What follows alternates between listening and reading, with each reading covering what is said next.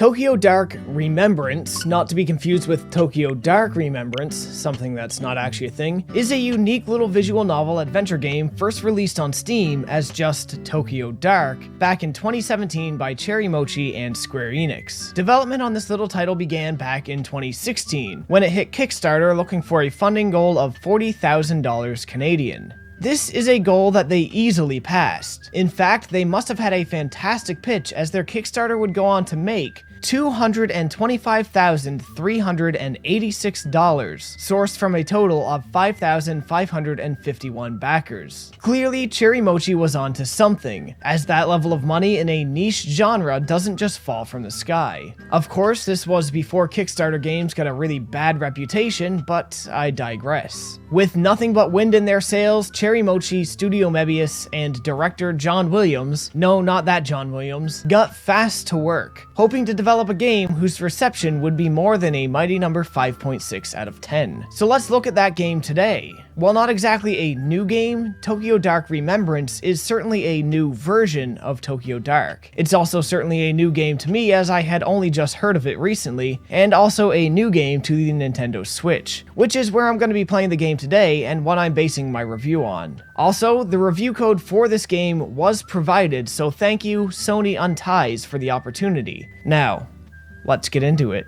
Tokyo Dark Remembrance is a modern detective noir story based in Tokyo and focused on our main character, Detective Ito. Our story begins at the climax of a hostage situation. Ito and her partner are in a bind, talking to a clearly unhinged girl who believes dark and manipulating forces are stalking her. As it seems, there may just be something to her story, as Ito, over the course of their altercation, finds herself feeling like the target of similar manipulations. Manipulations that quickly push her into committing some pretty uncharacteristic actions. Actions such as her unnecessarily discharging her weapon during a hostage situation, which ultimately results in her partner going missing shortly after, and Ito collapsing in a state of mental distress. After something of a mental breakdown and some recovery time, Ito returns to work, itching to start a new investigation looking for her missing partner. However, before she can begin her investigation, she finds that the details of her actions and the hostage situation she was involved in have spread throughout Tokyo's media, making her something of a publicly recognizable figure and somebody who brings discord and distrust to her agency.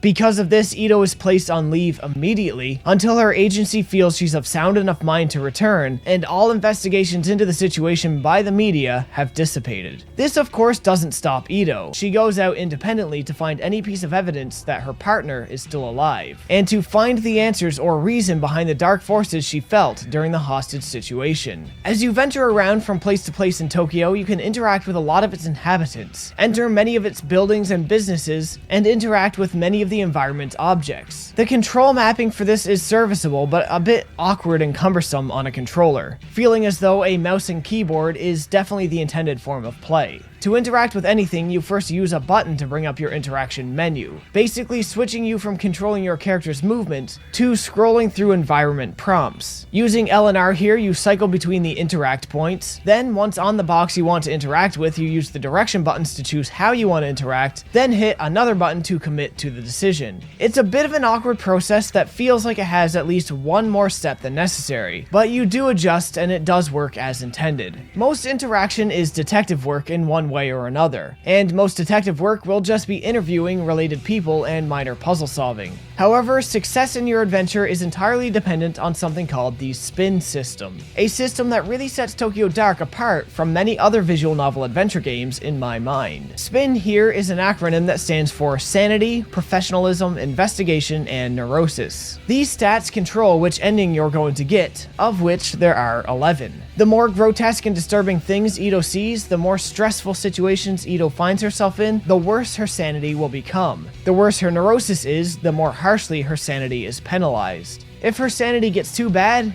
you're gonna get a bad ending. You also can't be too cavalier in your duties. Though you are temporarily discharged from your office, a certain amount of professionalism will be required. Characters may ask you to do things for them, or sometimes reckless and irresponsible situations to your problems can be found. However, doing these may lower your professionalism and alter who is willing to work with you and help you out down the line. So of course, patience and well thought out decisions will be required and rewarded. Your stats on the spin chart entirely decide what kind of ending you're going to get. Unless of course you're getting the ending that just requires you to find the hidden lucky cats. So of course, the key to success is to keep your stats balanced. Something you do by medicating and eating well to fix your sanity, or by simply working responsibly and being studious to help out your professionalism and investigation stats. If I had any complaint here at all, it's just that it's rather hard to tell when and where exactly your stats have caused things to differ or veer off course. I kind of wish the game would tell you, like maybe when you make a decision, it can pop a little text box up in the corner that reads, sanity check passed or sanity check failed, just so you better know how you directed your adventure. Tokyo Dark also autosaves after every bit of real progress, so your decisions are final. I'm okay with that. I'm okay with being locked into my choices. In fact, I kind of prefer it. It makes your first playthrough completely organic, and what you end up getting out of the game is based entirely on what you put in. Thankfully, however, New Game Plus gives you more flexibility in this department, allowing more saves and more ability to jump between decision points. This way, if you are chasing routes, it doesn't become tedious, repetitive, or monotonous. You can easily see each ending in Tokyo Dark, but only after you do one legitimate organic playthrough. Now, on the endings, each ending in Tokyo Dark grants closure to different aspects of the story. In one ending, you might be able to solve a certain mystery, but not uncover the answers to another. Again, what you get out is based on what you put in. You're unlikely to get a fully satisfying ending on your first playthrough if you're looking for complete understanding. However, the endings shouldn't come as a letdown either. You decide along the way what's most important to you, and what's most important to you is what you manage to fulfill, while other seemingly less important things are cast aside. It is a strange kind of dichotomy at work, but it does in fact work. Now, the writing in Tokyo Dark isn't bad, but it does have some points of contention here and there. The beginning of the journey in particular felt a bit rocky, with much of it being told through flashbacks and strange transitions that just didn't seem to translate well. Regardless, Tokyo Dark Remembrance did quickly pull me in. Throughout Tokyo, you meet lots of characters just trying to make their way in the world, and you get a good understanding of who they are and what their life is like. These characters integrate well into a rather fleshed out world, making the game's setting feel real and grounded, which is exactly what the game needs when things pick up, and more of the surreal and paranormal elements come into play.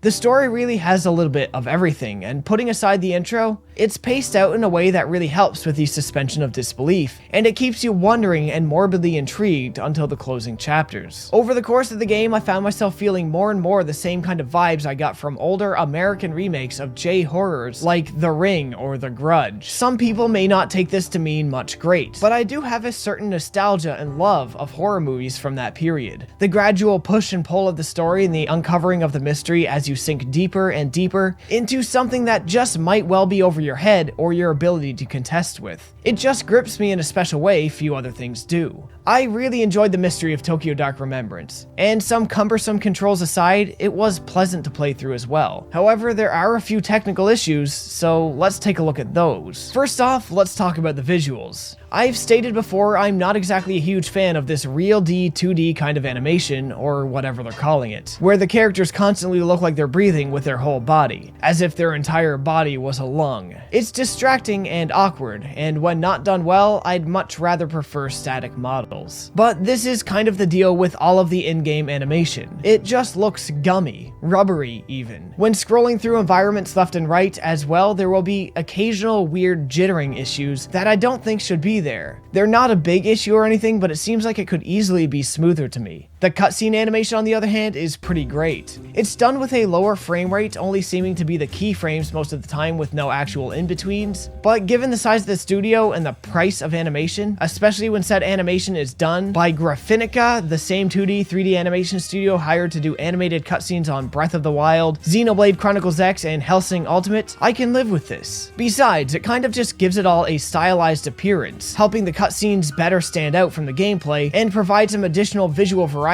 to cleanse your eyeballs with. The length of the game I'd probably consider as a plus as well, but it might be kind of short for some other people, with a single playthrough taking me around 8.5 hours at a leisurely pace. To get all the routes using the New Game Plus features should take no longer than 15 to 20 hours. The sound department unfortunately is where I feel the game really runs into its biggest wall. The voice acting is so sparse it's hardly worth a comment, and seems to only exist at all to make us realize that the game would be better with full voice acting. The sound effects are sadly pretty cheap, sounding like most of it was built out of royalty-free sound effects from random websites.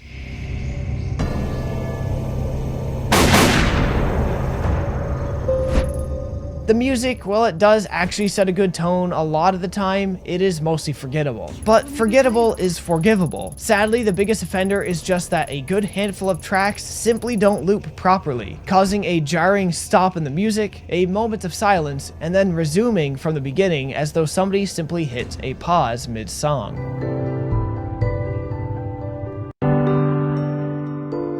And while not really that worthy of note, there is a small handful of typos as well, but nothing debilitating. All in, I did quite enjoy Tokyo Dark Remembrance, and it was fun diving into something that felt like a slice of nostalgic 2000s J-horror. It's not the most expensive game in the world, and it's not a huge time sink either. Just a fun little jump in, kill it, and jump out kind of game. Something to play through for a week and move on. It certainly won't change your life or anything, but it might make a week or two a little better, or a late night a little bit scarier. Though horribly sick with some radical throat infection while I stayed home and worked my way through the game, I came out feeling like I ushered in the new year well, and I'm really optimistic for what's to come next. And not just what's to come next for me, but for Cherry Mochi and Studio Medius as well.